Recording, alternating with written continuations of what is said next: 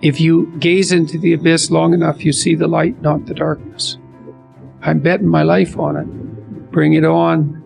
The adventure along the route, man. And I would say, where's that adventure to be found? You don't want someone else's fate. Man, your fate's enough. And your adventure's enough. It's plenty. It's more than you can ever fully realize. And so that's also part of the reason that we all believe that the individual has some intrinsic dignity. It's don't be so sure that your position and your room is so damn trivial. It might be your attitude towards it that's trivial. And if you're in dire straits and dire circumstances, just look at how much opportunity you have to make things better. Well, maybe the same thing's true of life, right? You bind yourself to it. And the tighter you bind yourself to it, the more you find out what it is. And that's like a radical embrace. We're built to walk uphill. And when you reach the pinnacle of the hill, you want to stop and appreciate the vision. But the next thing you want is a higher hill in the distance, because it's from the uphill climb that we derive our value. Almost all the positive emotion we feel, especially the emotion that fills us with enthusiasm, that's experienced in relationship to a goal. And so in some sense, you want a goal that you can never attain. There's nothing that makes you more formidable than verbal competence and being able to articulate, be able to think, to marshal your arguments, right? Aim yourself in one direction. And you might say, well, I've gone halfway down this path and I found out it's wrong.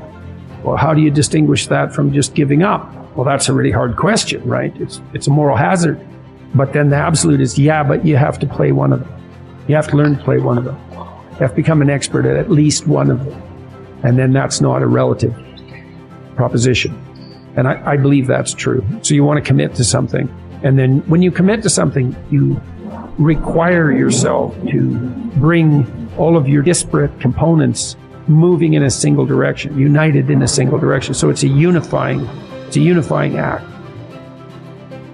You said that a harmless man is not a good man. A good man is a very dangerous man who has that under voluntary control. How should people become more dangerous? Oh, becoming more articulate is definitely, I would say, that's the primary array of weapons. I mean, physical prowess is something, and it's not nothing, that physical confidence that comes along with that as well.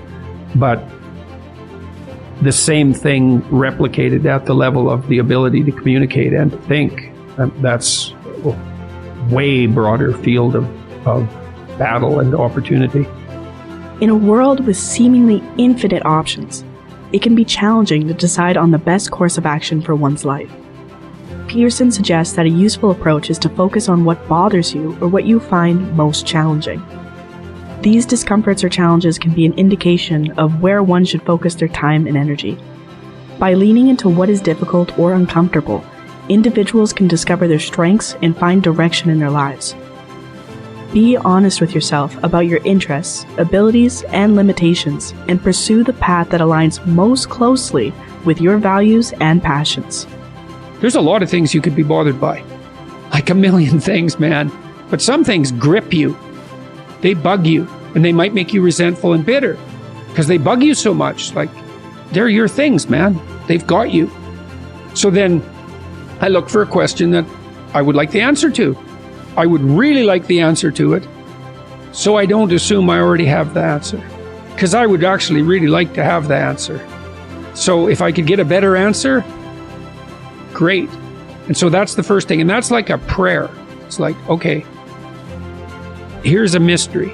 I would like to delve into it further. Well, so that's humility. It's like, here's a mystery, which means I don't know. I would like to delve into it further, which means I don't know enough already. And then comes the revelation.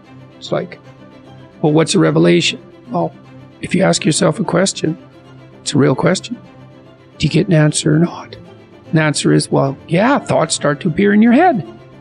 So from somewhere. That's right, from somewhere. Where do they come from? Do you have a sense? Depends on what you're aiming at. It depends on your intent. So imagine that your intent is to make things better. Then maybe they come from the place that's designed to make things better. Maybe your intent is to make things worse. Then they come from hell.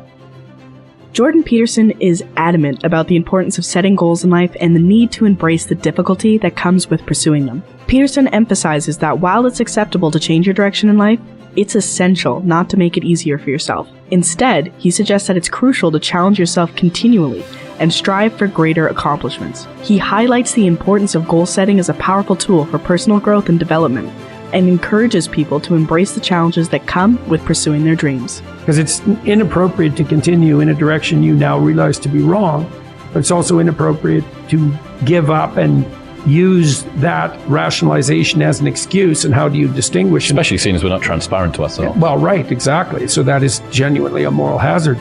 So one of the principles that I tried to abide by in my therapeutic discussions was, you can change course as long as the next thing you do is equally or more difficult. Because that's a check against just giving up. So you want to discipline yourself so you can get yourself organized so that you can go in a particular direction, so that when you find the right direction, you can really go in that direction. And that does require an apprenticeship of sorts. And it might not matter in some sense exactly what the apprenticeship is, as long as it is rigorous. You want a goal that you can never attain. So you can always move closer to the goal that recedes as you move towards it. You think, well, that's frustrating. It's like Sisyphus pushing the rock uphill. But it's not, because as you pursue that goal, you put yourself together and your life does get better and richer and more abundant. And that's why the highest levels of virtue and goal are in some sense transcendent. You want them to be above everything you're doing so you can continually move towards something that's more sublime and better.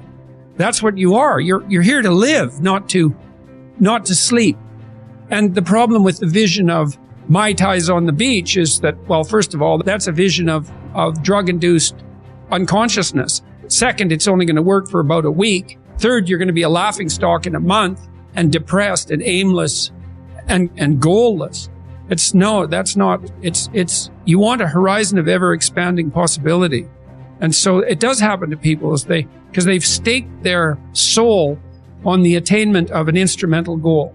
Our goal with this video was to share some of Jordan Peterson's most insightful advice and encourage you to use it to help achieve your own personal goals. Whether it's setting ambitious targets, embracing challenges, or focusing on what bothers you, Peterson's insights can help create a path that is fulfilling, purposeful, and unique to you. With perseverance, dedication, and a willingness to take on challenges, you can achieve more than you ever thought possible.